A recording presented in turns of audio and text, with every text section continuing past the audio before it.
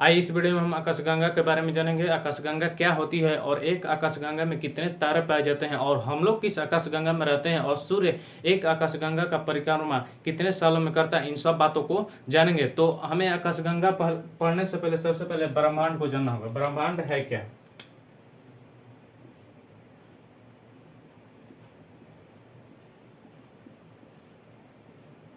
ब्रह्मांड, क्योंकि देखिए जितने भी आकाशगंगाएं होती है सब ब्रह्मांड में पाए जाते हैं। तो हमें ब्रह्मांड के बारे में जानना होगा। तो अपना अंतरिक्ष में आकाश में मुड़ी ऊपर कीजिए और जितना सारे आपको दिखाई दे रहा है उस सब के विस्तारित रूप मतलब सम्मिलित रूप को क्या कहेंगे? ब्रह्मांड कहेंगे। दूसरे शब्दों में चूंकि सभी आकाशगंगाएं ब्रह्मांड में पाई जाती है तो आकाशगंगाओं के विशाल समूह को, आकाशगंगाओं के विशाल समूह को क्या कहा जाता है? ब्रह्मांड कहा जाता है। तो अब चलिए जानते हैं कि आकाशगंगा क्या होती है।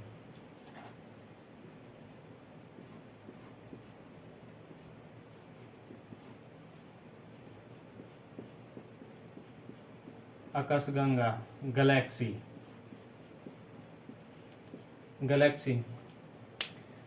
देखिए, इसके लिए हम पहले चित्र बनाते हैं।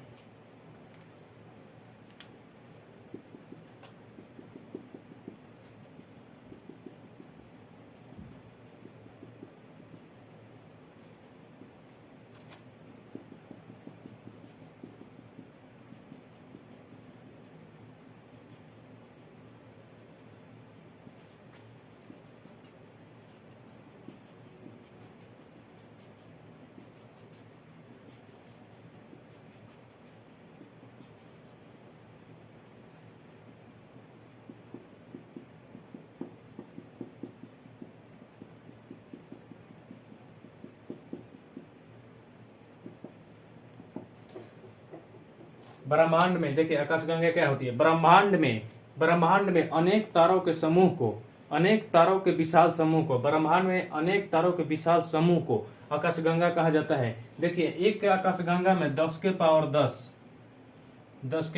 10 इतना 10 के पावर 10 तारे होती हैं। 10 के पावर 10 तारा होती हैं और ऐसी आकाशगंगा की संख्या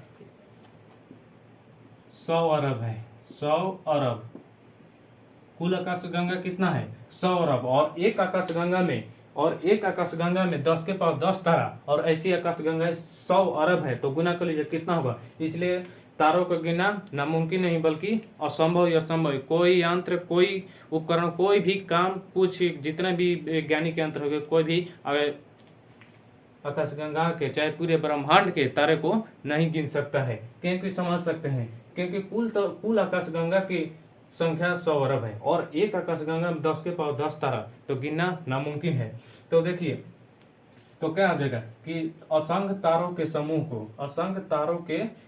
को क्या कहा जाता है? आकाशगंगा कहा जाता है। अब देखिए जब 3 आकाशगंगा, मान लीजिए कि ये 3 आकाशगंगा हम लिए, 3 आकाशगंगाओं के समूह को क्लस्टर कहा जाता है।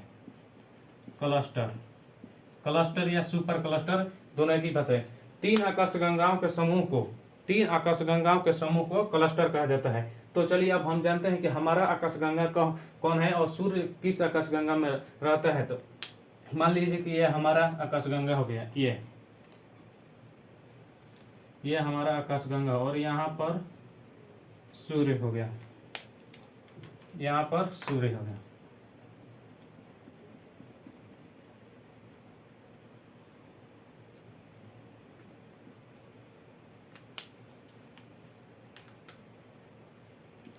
ये कौन है? सूर्य।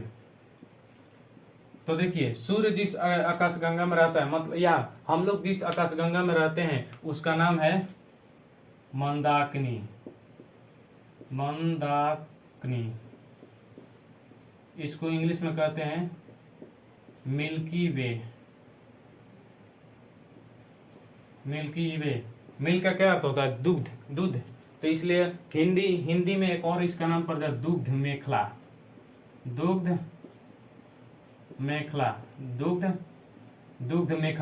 मंदाकिनी को दुग्ध मेखला कहा जाता है।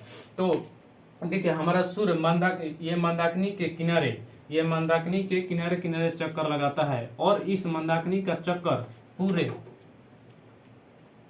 25 करोड़ साल।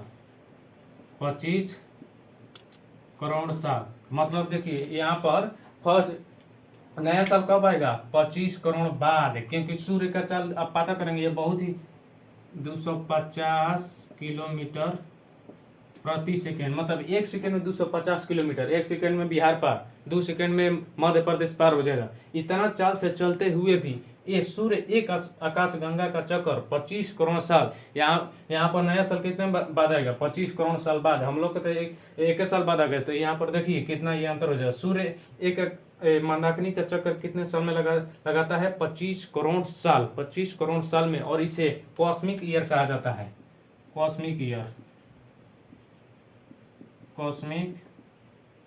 Cosmic year. और देखिए जो पृथ्वी लगा तो उसे क्या कहेंगे? Solar year, solar year.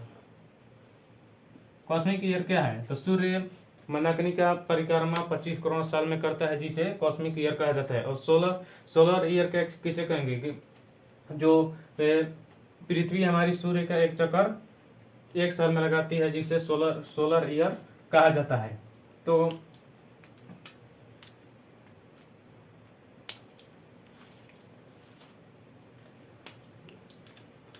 अब देखिए यहाँ से सवाल, ये तो हमारा आकाशगंगा मंदाकिनी हो गया। और सवाल पूछता है कि हमारे आकाशगंगा मंदाकिनी के जस्ट निकट वाले आकाशगंगा के क्या नाम है? मान लीजिए ये निकट हो गया, ये निकट हो गया, तो इसका नाम है देवयानी, देवयानी, देवयानी, देवयानी। हमारी आकाशगंगा के सबसे निकट वाली आकाशगंगा का क्या नाम है? देवयानी, देवयानी, देवयानी। और देखिए, और ये सवाल पूछता है कि हमारी आकाशगंगा मंदाकिनी का आकार कैसा था? हमारे आकाशगंगा मंदाकिनी का आकार सर्पिलाकार, सर्पिलाकार। हमारी आकाशगंगा मंदाकिनी की आकृति कैसी है? सर्पिलाकार, सर्पिल के आकार का हमारी आकाशगंगा है। अब देखिए इससे सवाल और पूछता है, जैसे कि हम लोग तारामंडल, नक्षत्र, ग्रह, इन सब के बारे में इसी से संबंधित है। तो देखिए सूर्य से काफी दूरी पर स्थित, मान लें कि इस दूरी पर, सूर्य से काफी दूरी पर स्थित तारों के समूह को क्या कहा जाता है? तारामंडल, तारामंडल। सूर्य से काफी दूरी पर स्थित तारों के समूह को तारामंडल कहा जाता है। तारामंडल। वर्तमान में कितने तारामंडल है? तारामंडल में तारों की 89, तारों की संख्या 89। और इससे कम दूरी पर आएंगे तो हमारा मिल जाता है नक्षत्र। ये क्या है? नक्षत्र, नक्षत्र। नक्षत्र कितने हैं? 27। और इससे थोड़ा सूर्य के चारों तरफ हमें क्या मिलेगा? ग्रह पहले कितना था? 9, लेकिन अब 8 हो गया है। क्योंकि देखिए जो 9वां ग्रह था प्लूटो, वो बहुत ही छोटा था। जो देखिए ग्रह जो चंद्रमा है ना, पृथ्वी के चारों तरफ चक्कर लगाता है चंद्रमा, वो चंद्रमा से भी छोटा था। तो इतने छोटा को ग्रह मानने में, ग्रह की श्रेणी में नहीं रखा जाता है। और इसका एक और कारण कि ये जो सबसे लास्ट ग्रह है वरुण, उसकी कक्षा को काटता था कौन? प्लूटो ग्रह। तो जिसके कारण उसे ग्रह की श्रेणी से हटा दिया गया, प्लूटो ग्रह को।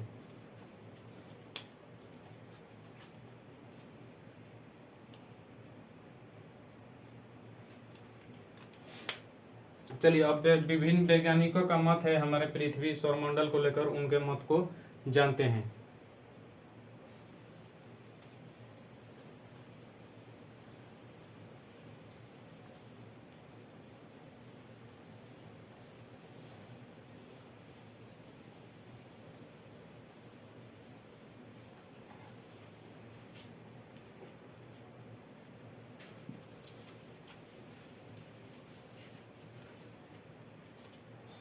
सबसे पहले देखिए ब्रह्मांड के बारे, सूर्य के बारे में और पृथ्वी से जुड़े रिलेटिव बातें बोला टॉलमी।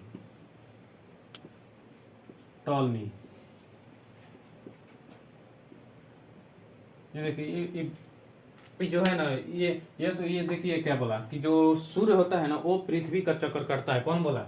टॉलमी बोल दिया कि सूर्य जो है वो पृथ्वी का चक्कर करता है। सूर्य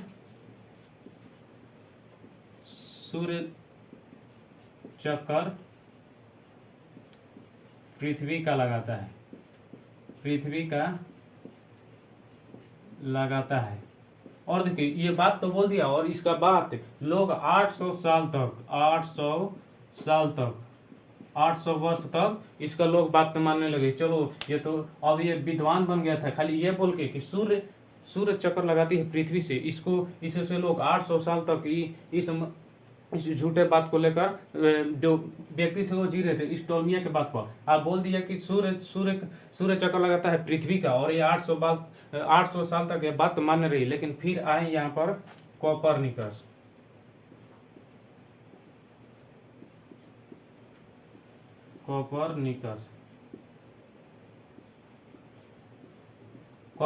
ये देखिए ये बोले अरे अरे जो टॉलमी बोला था वो तो गलत था, पृथ्वी चक्कर सूर्य का लगाती है, सूर्य का लगाती है। देखिए कोपरनिकस साहब बोल दिया, इसका बात गलत कर दिया, टॉलमी का बात ये तो बोल के हीरो बन गया था। लेकिन कोपरनिकस साहब बोले कि पृथ्वी नहीं जो सूर्य नहीं लगाता है पृथ्वी का, पृथ्वी चक्कर लगाती है सूर्य का। जब ये बोले तो लोग नहीं मान रहे थे। लेकिन धीरे धीरे जब ये आया कौन, गैलीलियो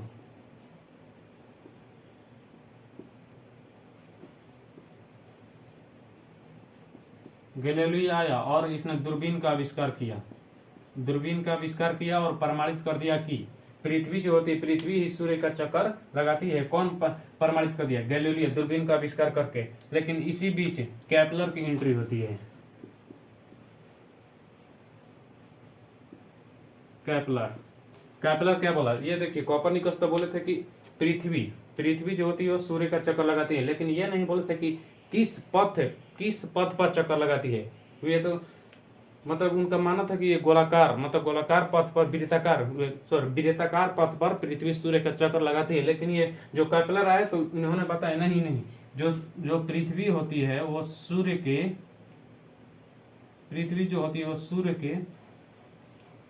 अर्धवृत्ताकार इलिप्टिकल पथ पर चक्कर लगाती है। और इन्होंने ग्रहों के संबंधी 3 नियम दिए, जिसे केपलर का प्रथम नियम, केपलर का ग्रहों संबंधी द्वितीय नियम, केपलर का यह पृथ्वी रहेगा, और तृतीय नियम, 3 नियम दिए। कौन? केपलर। इन्होंने क्या बोला कि नहीं, जो पृथ्वी होती है सूर्य के चारों तरफ दीर्घवृत्तीय पथ पर परिक्रमा करती है, और सूर्य जो होते हैं ये दीर्घवृत्त के किसी एक फोकस पर स्थित होता है। तो ये केपलर क्या बोले? दीर्घवृत्ताकार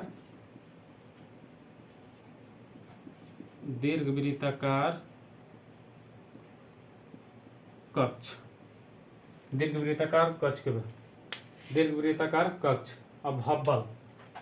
अब एक हब्बल वैज्ञानिक है,